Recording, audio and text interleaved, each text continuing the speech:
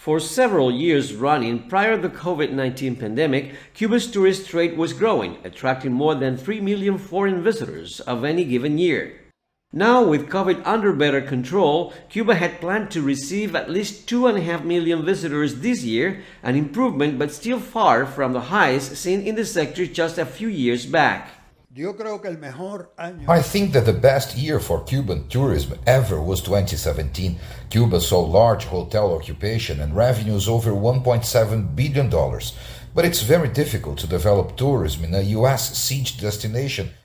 Beyond a ban blocking American citizens from tourist travel here, including aboard U.S. cruise ships, new rules by Washington are complicating plans that citizens from some 40 other countries might have to visit Cuba. Those citizens used to qualify for visa-free travel to the United States.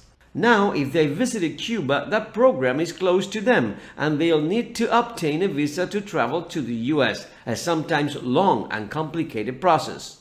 The change comes as a result of Washington adding Cuba to its list of alleged state sponsors of terrorism. Cuba was included in the U.S. blacklist in January 2021 by the former Donald Trump administration, and it's still there under Joe Biden, while Cuban authorities claim the measure is unilateral and fraudulent. Cuban experts say the measure will impact island tourism. This latest U.S. measure directly targets Cuban tourism and adds to many other restrictions never imposed on any other country before.